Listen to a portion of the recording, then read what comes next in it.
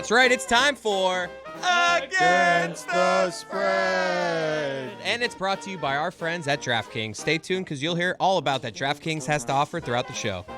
DraftKings, the crown is yours. You said Lucy? it right. Yeah, I nailed it. Lucy, kick us off. All right, last sort of weekend of college football for a hot minute. So I'm going to the SEC championship game, Texas-Georgia rematch. I really love Texas minus 2.5 here. If you guys remember the last time Texas and Georgia played, it was not close. Texas only got back into the game by throwing a bunch of trash on the field. This time, I think Georgia's going to throw trash on the field. I think Texas has really figured things out. I think they might be, outside of Oregon, the best team in college football right now. This is a revenge game. Georgia's kind of falling apart. Texas is putting things together.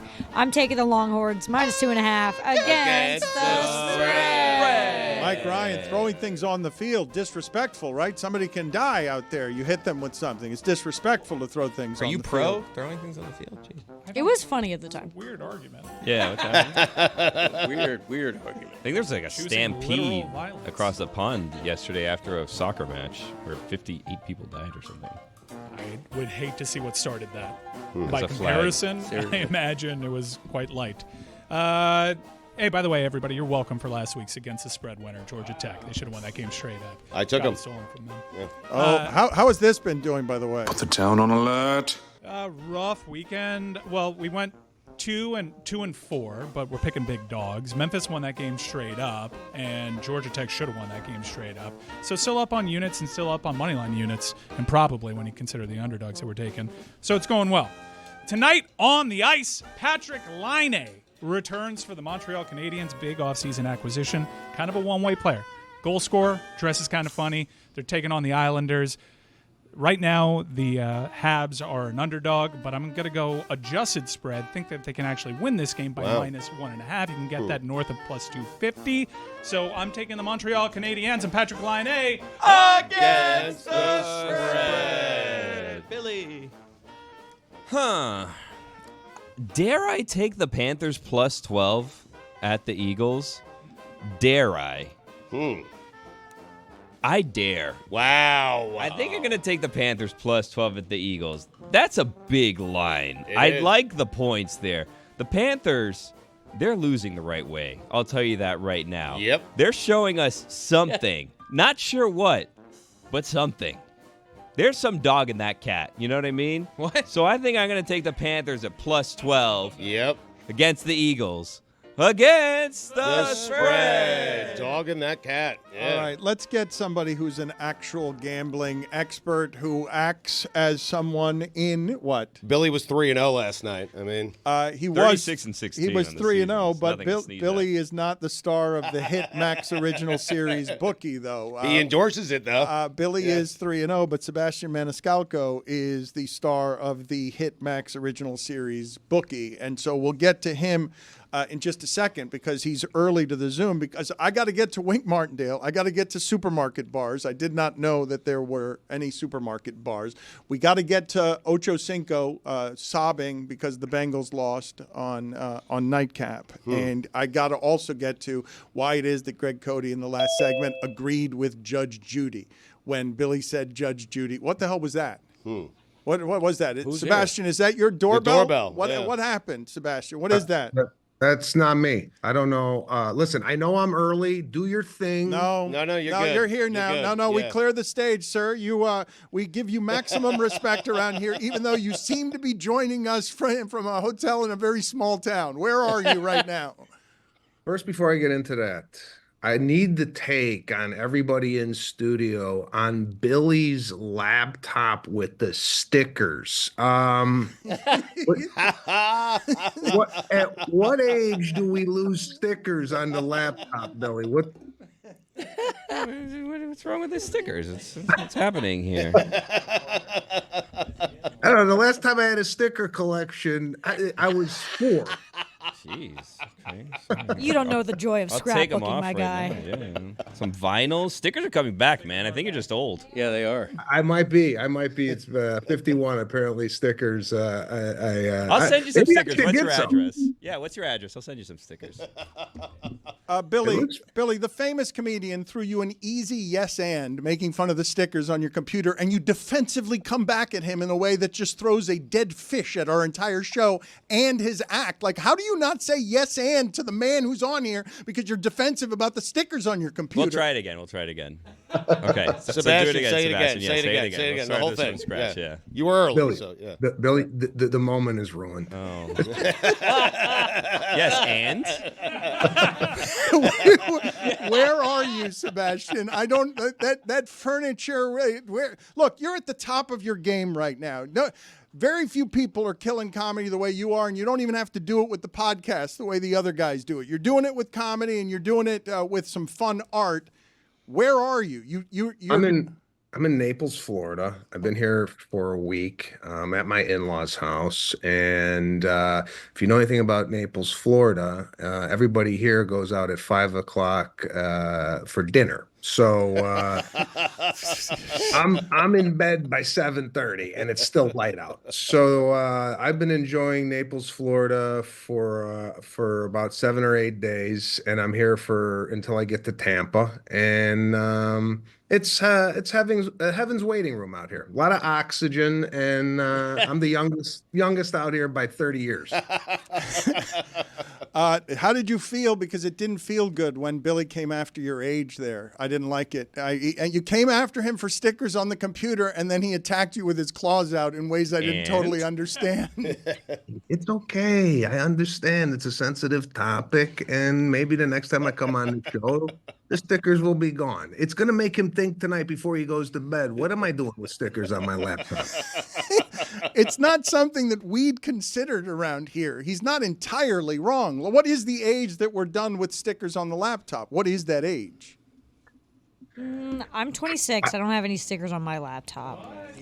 But I don't know. Why just not have the stick? Oh, Greg has some, and he's like 800. Yeah. At least. 805. Okay. Look at that. Of course, they're self-serving stickers, though. Well, they're of not course. advertising anything. Are there any other kind except for you? myself. They're just stickers of, he is promoting his podcast. A special guest this week is Stugotz, as they're both best-selling authors here. But I'm talking to Sebastian. I'll get back Yes, to I know you are. Thank He you. is also a best-selling author, by the way. Damn right he is. Yeah. And I should say he's got his own podcast, Daddy versus Doctor and the Pete and Sebastian Show, on all podcast platforms. But it feels correct me if I'm wrong, because you've been grinding your way through the industry for a long time. You've seen the evolutions of it. You see these podcast guys with followings like yours developing big money, and then you see Jeselnik say, that's not comedy. You're a podcaster if that's where you make your money. I respect comedy. And you're from that school, and you're crushing it right now. Where do you line up on everything I'm saying there?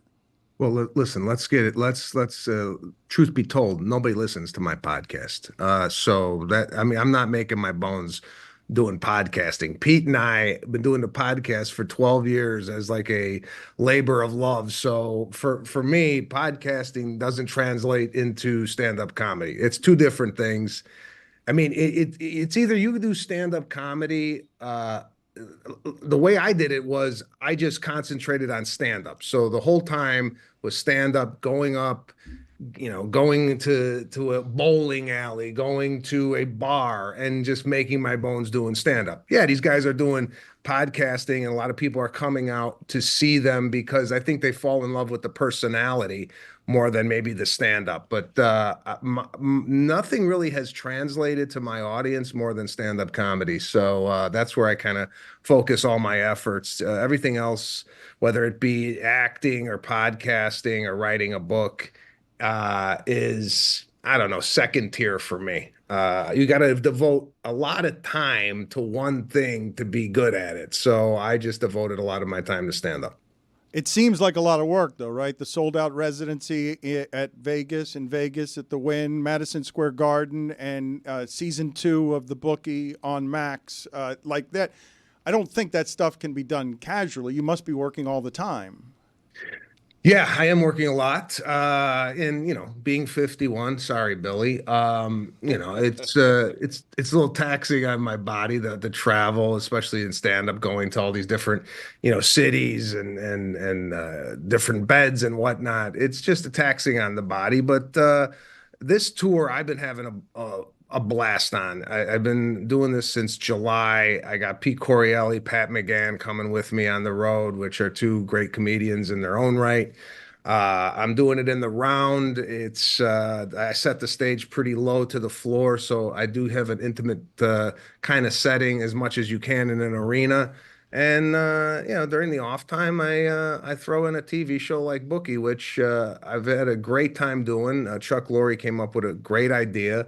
I got bookies coming out of the woodwork everywhere I go. I'll be at the Air One getting a smoothie, and a guy come up to me going, "Let me be a consultant. I've been doing this for 30 years." So the bookie is not dead. Although there's a lot of FanDuels and DraftKings and what have you.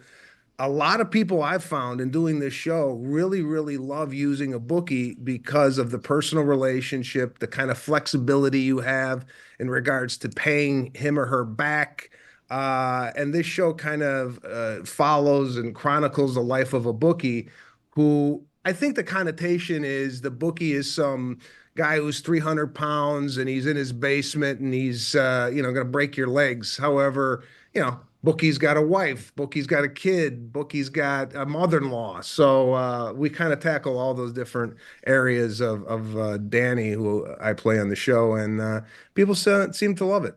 I miss a good bookie. Like gambling, I appreciate DraftKings, our partners, but gambling has become so easy, too easy. I miss, meeting a guy, handing him a paper bag of money in an alley, and it made me feel alive. It made me feel like the cops were about to put the handcuffs on me. You know what I'm saying? I miss a good bookie. So are you not using the bookie anymore? Have you went to this online DraftKings? Yeah, only DraftKings. DraftKings. Only DraftKings. But I miss a bookie right now. It's actually one of Billy's stickers. DraftKings only. The crown is yours. I specify DraftKings, Right but I here. miss handing my money to a bookie. Only I do. DraftKings. They Yes. handed us money. Guys, I'm surprised I was allowed on the show with DraftKings being a sponsor. Well, we're also on Max. We're also on Max, and we love Max. Yes, Love Max. Peacock, Peacock, as well. yeah. Peacock as well. That's Peacock right. as well. Sebastian, you are a big Bears fan. Can you be a good head coach if your last name is Eberflus? I don't think so. I think we got to bring back a Ditka or someone with a vowel at the end of their name. I don't know what's going on with these Bears. Eberflus looked completely stunned at the end of the game. Poor management. Listen, I'm not Mr. X and O's when it comes to football, but I do know that maybe you should call a timeout with 32 seconds left. But yeah, it's just heart-wrenching to be a Bears fan. Nothing to really cheer about since '85. I think we went to the Super Bowl in '07 with the Devin Hester kickoff return against the Colts. But other than that, I think maybe they got to sell the team. I mean, we got to get somebody in there that doesn't make their money off football. I mean, I don't know. What do I know? I'm just a fan sitting there watching, and my father and I get on the phone every Sunday and complain that what are they doing? So I don't know. I think maybe a change of ownership would be refreshing. All right. Well, that is a hot take. I appreciate you firing the owner of the Bears because you're so pissed off. Who is the best quarterback of your Bears lifetime? Because Rex Grossman is the one who went to that Super Bowl. Is it Jay Cutler? What? It has to be where McMahon. are you? McMahon. Where Yeah. are you in your fandom? I'm going Jim McMahon. Yep. I started watching the Bears with Bob Avellini, if you remember who that is. Wow. But the '85 Bears, from soup to nuts, I don't think you could get a better. I mean, I love the Wilbur Marshall and Peyton, Suey, and the. By the way, what happened to the fullback? Are we using the fullback anymore? You're right. Good question. Yeah. It's very, very infrequently, right. Yeah. not very much. Put it on the poll at LeBatardShow. What happened to the? By the way, what happened to the fullback? Matt Suey triggered that for him. Yes, but you're not done with them though. You still you're living and dying. So what? I don't know how busy you are or if you on the holidays are all about family. But Thanksgiving, are you watching this with people you care about? Are you watching something you care about with people you care about and watching your coach do that and then get fired? I got to be honest with you. This Thanksgiving, it was very minimal watching of any football. I have 2 kids, 5 and 7. And the time I have with them, we were in the pool, kind of goofing around in the pool. And then, my father-in-law was kind of shouting at me from the living room going, "That's another score. They're down 17-0." So I was getting it from him. But I didn't really watch this year. I gave up on the Bears after, they went 4-4, and I figured we're going south here. So I tap out. Why waste my time with it? I mean, guys like you got to watch sports and report, about it. But for a fan, like for me, I'm not one of these guys that's going to take the team 4-12 and watch every game. If you're not showing me something from the beginning, I'm out. Oh, wow. So, look, this is what Sebastian's telling you. Look, I've got very little bandwidth at this point. I'm a very busy man. If you want to get my attention, you can't do it with 4-4. It better be 6-2. It better be 7-1. Get my attention early. You Bears you've crushed me for too many years. I will not believe until you get me to 9-1 and 10-1, and I still won't trust you. No, even if we got to the playoffs and we had home field advantage, still I gotta be at the Super Bowl, 4th quarter, up by 30, then I'm in. Okay. All the way. So That's all it so takes, they've huh? broken you until now. That's what you're saying. Like, you cannot invest in this anymore. Okay, that makes sense. But give the man a 30-point lead, 4th quarter Super Bowl, and he's back. Okay, Yes. but so this would be comedy at the end of this game, though. But you're not even arguing time management. You're like, yeah, of course our coach screwed it up and now is fired. That's how we do it. I'm at the point now where I'm looking for another team. Same. I thought I would never say this, but I'm a Chicago guy, and all my teams are Chicago, from the Bulls to the Blackhawks to the White Sox. So I don't know. At this point, I live in Los Angeles for 26 years. Do I adopt the Rams? Do I adopt the Chargers? I don't know, but I'm just tired of losing, guys, and I don't know what to tell you. He's quit. That's it. He did it publicly right here on our show. You haven't heard that before. When you are on tour at this point, I imagine you're at a point in your career now that all your dreams have come true and you have gotten the things you've wanted more than you ever imagined from being able to make people laugh. Is it what you expected? Because I imagine that you're under it all the time, and it would just be hard to be present in the things at home that you need to be when your dreams are coming true. No, listen, I've been very blessed to have my dreams come true and make a living at doing stand-up comedy. When I'm home, I'm a family man first. I'm not I'm not one of these guys that's all about the career, although I do work a lot, but my family is very important to me, and the time I do spend with them are very, very precious. So yeah, it's difficult. I kind of long for the days where I walked into a comedy club and, no one really knew who I was, and I had the challenge of kind of like winning them over. So now, it's hard to maintain that level of excellence year in and year out, because I think when people come to the show, they're wanting to see equal to or greater than comedy that they saw the last time. And I put a lot of pressure on myself to kind of deliver that. But it's writing new material is very difficult, and you could write new material, but it might not be as good as what you said 2 years ago. So I try to make it as high as I possibly can as far as making people laugh, and I feel like this tour is some of the best material I've done, and really having fun with it. Sometimes I think last tour I was under the gun in regards to my health. I had a sciatic pain on my right leg. I couldn't be as physical as I wanted to, but now after doing Pilates and having that go away, I'm having a ball again on stage. Well, you do an amazing job with your body, and the reason I was asking the question about the amount you're working is because of how difficult it is to keep the standard where you've kept it. When everybody's hungry in this game and you've arrived at some of the things that you want, it would be real easy to get fat. But in your act, you can see that you're someone who insists on, no, these people paid to see me. I'm going to honor them by giving them my best work. I wonder how much joy gets sucked out of that because of how hard it is, though, because it doesn't seem like that would be a lot of fun at this age, touring around when you don't have to be doing it except you care that way. Yeah, I mean, this time around though, I think although it is a little taxing on the body, all these cities that I've been going to, I'm trying to enjoy the city a little bit more. I mean, sometimes you really don't have the time to really immerse yourself in the culture of the city that you're in.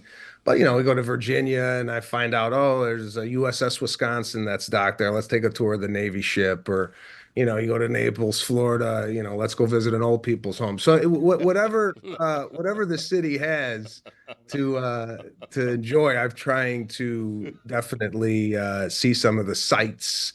I took my kids to the Empire State Building. They'd never been there when we were in New York, and Chicago, going for pizza with my family. My family's been with me more on this tour than ever before, just because my kids are 5 and 7, and these moments are fleeting. You never know when you're going to do the Madison Square Garden again.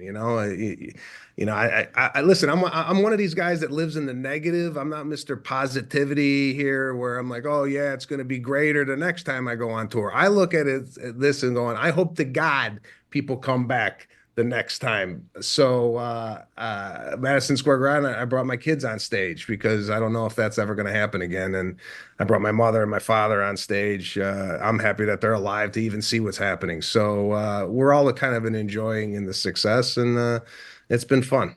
Well, you're at the top of your game now, but it wasn't always like that. And I'm wondering, when you were starting, when you were working your way up, and you had an opening act that was a little too funny, before you got as self-confident and as big as you are, did you ever think, you know what, I got to have a new opening act who bombs a little bit? No, I never. I didn't never even thought that when I was just doing a show and there was someone ahead of me that was good. I never even thought like, oh, I wish he was bad. I've always loved going on stage after somebody who killed it. It was like a challenge. I go, I got to keep the room going, So I've always brought guys on the road with me who I felt that were extremely funny, set me up great, got the audience in the cadence of laughing. People that kind of bring an opener who is, subpar to me, it just feels like you're cheating the audience out of a great experience. I want the show to be great from minute 1 to the last minute. So for 2 hours, I want people to come in there and say, wow, we saw a really, really great night of entertainment, whether it be myself or the 2 openers. So yeah, no, I don't fear that at all. I think if you're fearing people better than you or funnier than you before, to me, I look at it as a challenge. Weird question, Cody. Season Thank you. 2 It was a good one. I agree with Greg, by the season way. 2 of Thank you. Bookie premieres Thoughtful on answer, Max December 12th. New episodes releasing weekly. First season is streaming right now. Billy, you had something before Cody went there. Yeah, how'd you cure sciatica? My grandmother had it. My wife complains about it. I feel it sometimes. It like shoots down your leg into your butt. I get like knee braces. What'd you do? How do we cure this? I tried everything from epidural shots to cupping to massage to yoga. I started doing this thing called Legree Pilates, and within 2 months, I almost heard my body kind of readjust into place. It was almost like there was a bunch of cracking. I was like, oh, wow. And then after that, the sciatica gone. And if you're living with sciatica, there's no pain. I can't even explain the pain because it's so sudden and so sharp and debilitating. Every morning I would get out of bed going, okay, is it going to be gone by some type of miracle? And sure enough, walk into the bathroom, boom, it would just kind of collapse on the floor. So yeah, I would recommend Pilates to anybody dealing with any type of back pain. I mean, the amount of core strength it takes to do Pilates is unbelievable. And my core to this day still is very weak, but definitely strengthening it by doing Pilates. So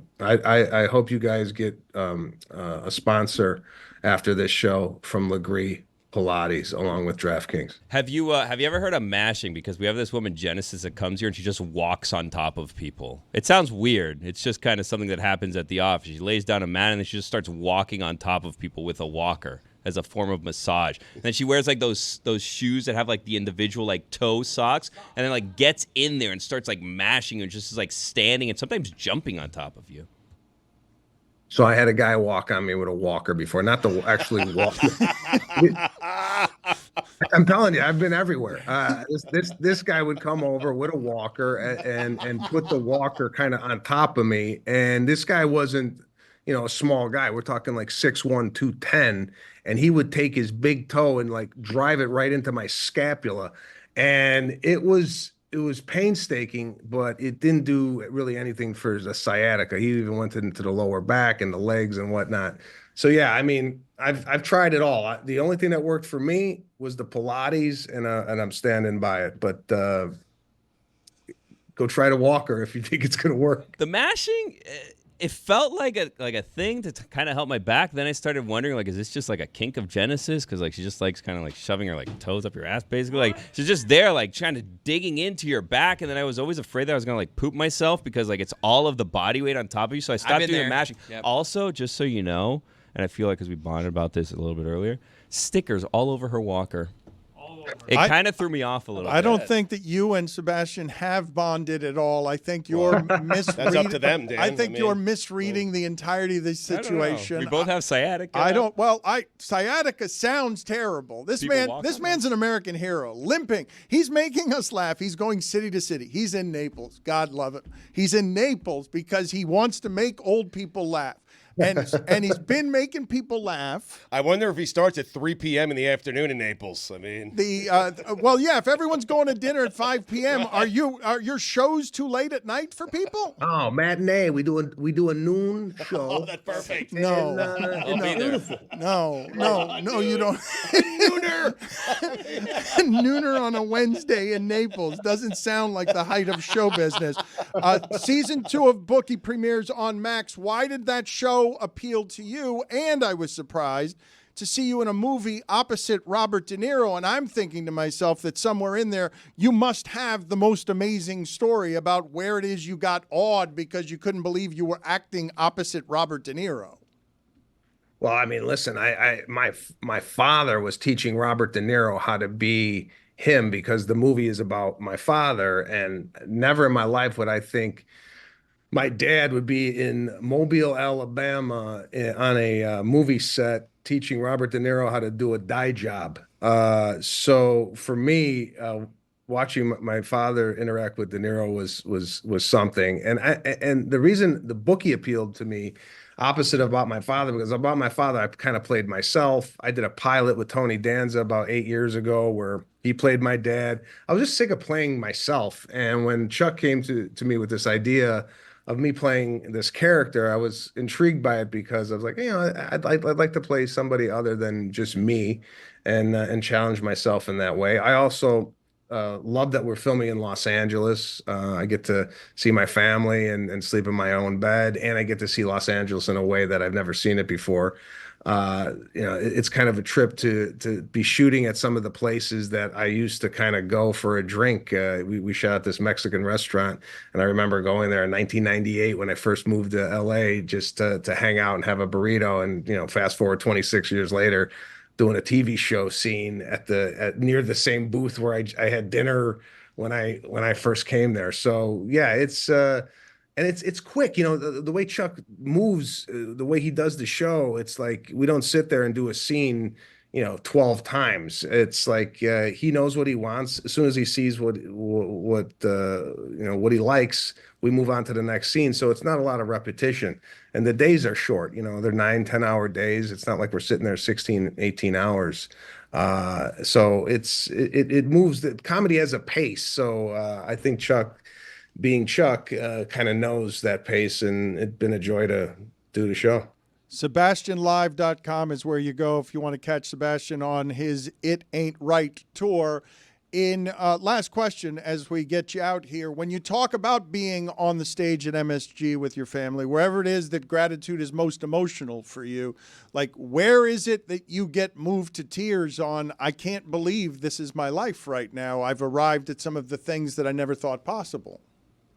Yeah, those moments where I get to bring my family up on stage, or if I'm in the crowd and, my wife is taking pictures of my kids watch me on stage, for me, That's definitely sentimental. I started this career in 1998 with just me. There was no wife, there was no kids. It was just me in Los Angeles. I drove out there with my sister. I knew nobody. I started working as a waiter at the Four Seasons Hotel, and to see it get to this point, and then to share it with the people that I love the most is really cool. So we could be in Madison Square Garden, we could be in Kansas City or in Arizona, wherever it might be. If my family is sharing these moments with me, those are kind of the best moments for me, whether it be stand-up comedy, having them visit the set of a movie or what have you. So it's been really, really cool, and I'm having a blast. You were with us in Vegas at our show at the Circa. It was a live show. I noticed none of your family was there in Vegas with you. Not as important. No, they didn't. They didn't. I try to do like kind of age appropriate cities for my kids, and not much to do in Las Vegas for a 5-year-old. So, Sebastian, nice seeing you. Good catching up with you again. Thank you for the time, sir. absolutely. Thanks for sharing your audience with me, and you guys have a great Christmas and Happy New Year. Nice seeing you again, sir. Take care. I didn't get to Supermarket Bar with him because I'm still rocked by this. I did not know that there were bars in supermarkets before today. It looked to me like a Starbucks, which you see in Target from time to time, and they have one. I guess they have some in just a Publix Starbucks They employee. have that it in serves grocery beer. stores. though. It's just a Yeah. Starbucks Says- employee. there's a sign that says The draft beer is the thing that Right, but there are Starbucks that serve draft beer. That's all I'm saying. No, there's not. Yes, there is. I don't think Yes, that's a there fact is. at That's all. not accurate. Look it up. You look it up. Look it up. You look it up. I already know the answer. You prove it to I know us. the answer. Again, Billy was distracted earlier. I'm still confused by Greg Cote, who has on his podcast, which we have not promoted, Stugotz as a guest because they have a book signing. We need to celebrate this as a show. Lucy, stop yawning. It's a big I wasn't week. yawning. I was just stretching. It's a big week for Greg Cote and Stugotz. I and we, the audience, should be proud that they are keeping the written word alive with fanfare. They're going to a church. They're too big for bookstores. Bookstores are collapsing, but Stugotz and Cote are rising atop the written word to have something in Coral Gables or Coconut Grove. Where is this? Because it's too big for books and books, but what city is Thursday's extravaganza, Greg Cote? It's this Thursday, December 5th, 7 to 9 p.m. at the Coral Gables Congregational Church, 3010 DeSoto Boulevard, Coral Gables, which is a beautiful suburb of Miami for those of you who don't live down here. Join us. 7 locations in Miami-Dade, Broward, and Palm Beach counties are among the 24 stores that will have craft beer, wine, and small plates available for purchase starting Wednesday. Whoa! Wait, starting Wednesday? Yeah, they've already This started. was written August 18th, Oh, then never 2015. mind. Oh, Congrats. They may have closed already. Wait a no. minute. Oh, That's see, a W. That was my update. They did this in 2015, but by 2018, scrapped the plans of limited alcohol sales. So they tried this in 2015 and have since punted on it. So Stugotz was not right. That's the last time I was there. I mean, Nah, it's not on him Yeah, then. he was almost right at one time. Well, he was for a short time. Can I ask you guys a question? Just a quick aside. Sure, Billy. it's never quick. I feel like things went well with Sebastian. I don't know if you guys agree with me or not. You were a on this. disaster. I don't know I why was? why Genesis came up. Like I don't know what you were doing there. Billy's yes and joke was fantastic. That's one of the best jokes I've ever Well, heard. That was pretty good. So here's what I'm thinking. I want to send Sebastian stickers, but I feel like we have a very short window to get him the stickers in which he'll remember why he's getting stickers. So I'd like to challenge the people of Estero, Florida, who have the ability to see him over the next couple days, and then maybe even the people of Tampa, Florida, and Omaha, Nebraska. I feel like we have a week here. If you go to Sebastian's show, take him stickers. If you come in contact, the meet and greet, shake his hand, take a picture, hand him a sticker or two, say, Sebastian, this is for your laptop. This is from Billy. Yes. I'm running out of show, Billy, and you brought up what Genesis does to your hamstring and glutes, and she does get And in there. butthole, don't forget. Well, how's your uncle? I don't know why you brought that up. It with was. I think it was an Sebastian, accident. though. I think. Which part? You could see how that would happen. I mean, look at this video. I am running out of show. I see 4 toes. And again, I still don't understand why it is that you said to Greg Cote, Judge Jeudy, and he said, yeah, and you guys connected there 2 segments ago. Please. You don't get it. Please let me get to the rest of the show because Greg Cote has something to promote, not just his podcast. He joins us here every week. It's an honor to have a legitimate writing South Florida legend every week with us. And this week, him and Stugotz are celebrating on Thursday something that deserves our local audience who has an appreciation for Dave Barry, for Carl Hyacin, for all the things in this town. I want this to be a celebration of Stugotz and Cote on Thursday night because they're legitimate authors. They're authors with a buying public. That's something that not a lot of people get, and we got it right here this week at a church. We should all be thanking God at that church. Mm-hmm. If I remember correctly, you did bring this up approximately 90 seconds ago. So I feel like we did already touch on this, and I was really looking forward to the sticker conversation because I'm into scrapbooking. So whatever stickers you don't give to Sebastian, please send to me so I can use for my scrapbook. I'm abundantly clear on where this signing is. Mm-hmm. When it is, where it is, all you that. forgot. I was in that area over the weekend. I appreciate Dan trying to be a good partner here and trying to be a good friend and promoting But this. it's for not me just and Greg. that, but it's Greg Cote has his podcast, which is why he joins us every week to promote that podcast. What's it called again? My podcast? The Greg Cote Show featuring Greg Cote. With? That's and, right. and Thank you. no fine bucket anymore. And Stugotz is the guest on this week's podcast. Yes. And we do a lot of talking about this event Thursday night, why it's so special to us. I praise Stugotz for his great project. This book is a big deal. This is a new I don't and care. improved LeBatardShow with the Stugotz. Gamble on by DraftKings. I'm feeling a little bit of remorse here because I don't feel like Greg Cote got enough shots off today. Like he had some Jerry Jeudy stuff that we cut off. In fact, put it on the poll, please, Juju, at LeBatardShow. Can you win a revenge game if you lose? Yeah. Can you win a revenge game if you lose? He had a bunch of Jerry Jeudy stuff he wanted to get to, and we just cut him off. We clipped him with another hard network out. So the floor is yours, Greg. Give us whatever it is you had there because you cared about last night's game. Well, that's why the NFL always wins. I go into that game. The Browns are awful. Denver's pretty good, and not a real sexy team. And yet it turns out to be one of the great Sunday night games of the year. Monday night, rather. So the NFL always wins. But Jerry Jeudy, I've already said my piece on No, you him. didn't. We cut you off, and you didn't say it. Well, tried to tell you he didn't have much more. Yeah, Judge Jeudy. He said enough. Okay, It was enough. I thought you had Right. material on Jerry Jeudy. I thought, and your son saw through you. Your son cut you off Judge with Jeudy over here. I don't want to pile on Jerry Exactly. Jeudy. He made an ass of himself. Okay, he failed out of Denver. He goes back to Denver in a loss and acts like he had a great game. He did have a great game. Yeah, 200 yards. Yeah, How because dare his he act quarterback like he threw had a- 1,000 passes. Naturally, he's going to catch some. It was like, no, he averaged over like 30 yards per catch. Okay, It was like listen. 7 catches for always 200 Listen, It was yards. 9 catches for 235 yards and a touchdown. You don't had go like this. 450. You don't cup your ear to the home crowd when you're in the middle of getting your ass kicked. It You was- just Or don't doing do like- that. Wasn't at the time, though. It was funny because there was a time when the Browns were winning and they showed the bench and Jerry Jeudy and Jameis were laughing and even the announcer was like, look how much fun they're having over there. And then they farted and lost. Right, exactly. Well, that's because his receivers don't know how to tackle. Judge Jeudy won. Judge Jeudy won. That's right. Get a real last name. Will you? All right, Come on. there it is. Justice. Get a real. Put it on the poll, Juju at LeBatard Show. Get a real last name, Judge Jeudy.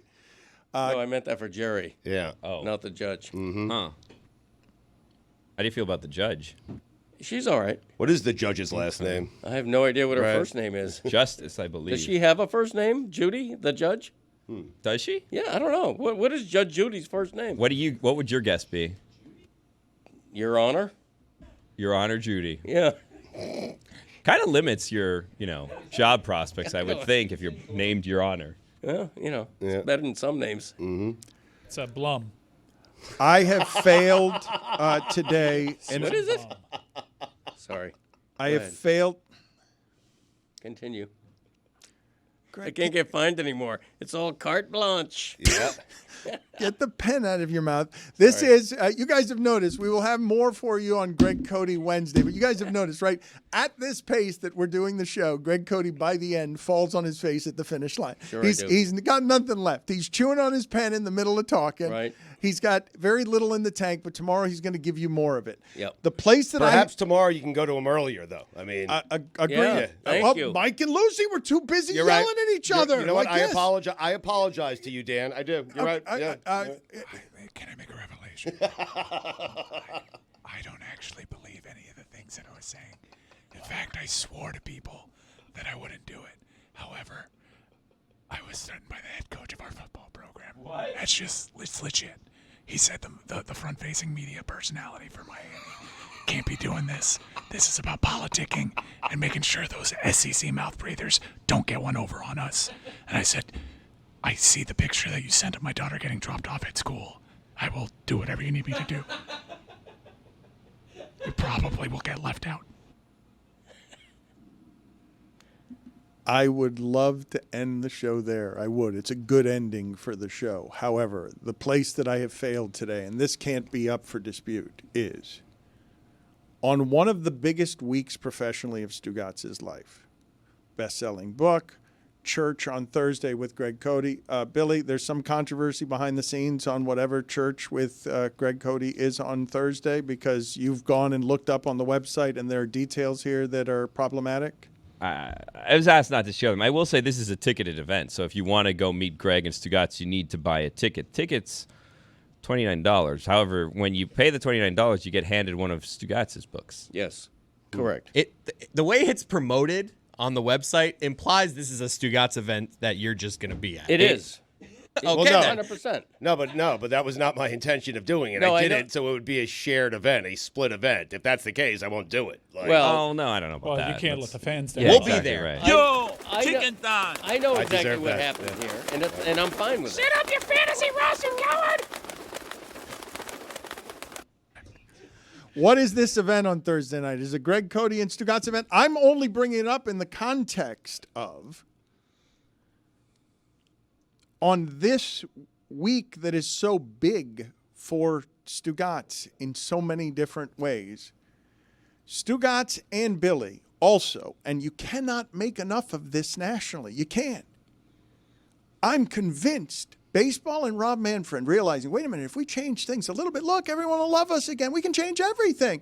That Rob Manfred stole an idea from Stugotz and from Billy and is now making it his own in baseball. Change the name. When I can't remember for sure, I think we offered him the idea on the air, and I believe he laughed it off the air. I know we asked Jim Leland some ridiculous questions about ball pits. I can't totally remember if Nick Mackay was on with us as a weekly guest or if we asked Rob Manfred this question. But I thought that the idea of a golden at bat or a magical at bat, that Billy and Stugotz are 6 years ahead of their time, and now baseball is going to steal their idea because Billy and Stugotz are legitimate pioneers. How does Stugotz write a book, have a church signing, and it's like third place bronze medalist on amazing things he's done this week? This is absolutely amazing that he stole my idea. And I am wondering to myself how Rob Manfred pitched this idea because he can't do it with a straight face. Like, he can't walk into the Major League Baseball offices and say, hey, I have a great idea. He stole my idea verbatim, the exact way I presented it on the air. Yours was better. Yours had smoke. Mine had smoke. Mine had magic. Yours, I mean, yes. Yours, his is just golden. Needs smoke, yeah. So all I've ever said about baseball is when I go to a basketball game, I get to see LeBron James play 36, 38 minutes a night. When I go to a football game, I'm going to see a healthy dose of Joe Burrow if that's the guy I'm going to see.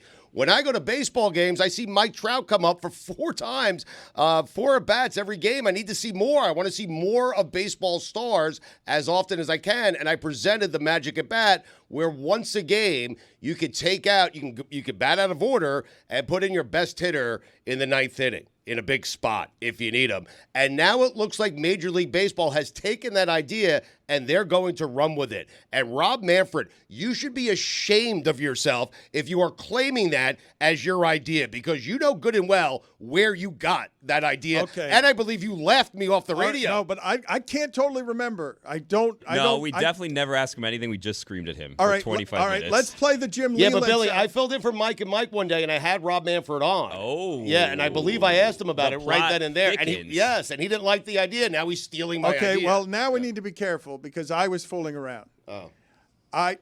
Because I don't know if he actually stole the idea from you. He But did. now we're making Well- claims about having talked to him, and we don't have any proof that we did talk to him about it. All we have is this Jim Leland sound. We did corner Jim Leland. You and Billy cornered Jim Scariest Leland. call ever. And yes, and asked a very serious man. I told you he wasn't going to play along with this, but this interview was part of where these ideas came from. How do we feel about this one, Jim?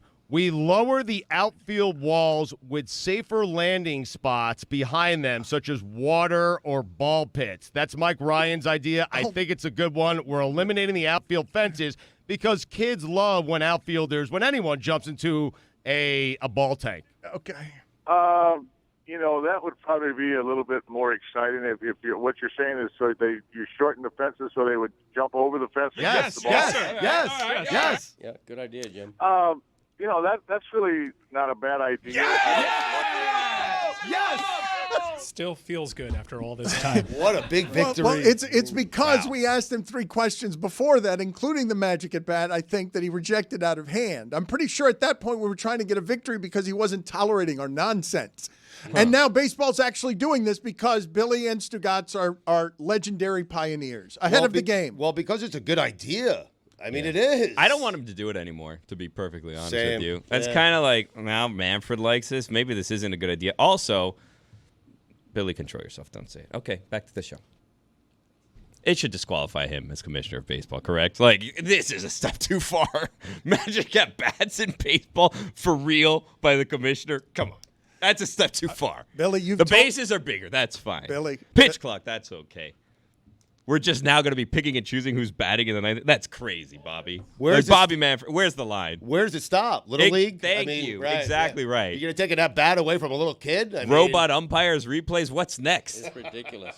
How about we put a man on second base to start extra innings? Oh, my gosh. Ponds in the it's outfield. Not even a game anymore. There's a hill in the middle of Houston, and then there's not a hill. Like, what are we doing here? Giant wall in Boston. None of it makes sense. What is this? Dan, he might be right. If Rob Manfred likes your idea, it might be a bad idea. I mean, Stugotz, I am with you when I tell you, yes, if the pioneering geniuses at the front of changing baseball on a throwaway show where we were like, how do we fix baseball? And you guys kept getting more and more ridiculous. I believe on this week when we're telling one of our finest jokes, Stugotz, best-selling author. I believe at the center of this, on a day where Billy had a yes-and joke for all time, that one of Billy's best jokes ever told is that he went to the commissioner with this idea. The commissioner stole it, and Billy knows how ridiculous it is. Billy is not offended by the stolen idea because he gave it to the commissioner, and now the commissioner's being a fool. Like, let's change everything about baseball. Ha-cha-cha-cha, jazz hands, because I got some money the last few years totally changing baseball. can't wait for the Ponds. I mean, Could you imagine, Dan, if this is the show's ultimate revenge against Manfred, is you have that contentious interview over the sale of the Marlins to Jeter and Sherman and that group. It goes that we can all agree that interview went horribly. I kind of loved that interview. No, it went very badly. I will tell you. Yeah, it didn't go well. It did not go well whatsoever. So that went very badly. We never spoke to the commissioner again. Baseball, really, it was hard to get any baseball players on for a very long time. Then there was the whole All-Star Game incident, which we don't need to get into that situation where maybe there were some votes missing. Maybe there were some votes missing, but we never know. And then the ultimate revenge is he takes this idea, and then all of the owners get together and they look at him and they go, this guy's off his rocker. He's out of here. And that's what cost him the commissionership is the magic at bat. How did you guys pull this off? I am convinced that they blocked Lewis Brinson from being in the All-Star game. Wow. Listen, ESPN very much told us we could not mention that again after it was mentioned one time that we found a clause in the rules of the All-Star game voting that any votes could be thrown at thrown out at the discretion of the commissioner of baseball, and they said, enough with the Lewis Brinson game. This party is over. I didn't know that. I wish someone had told me that. No, we told you. Told you the same. I told you while I was at the hospital.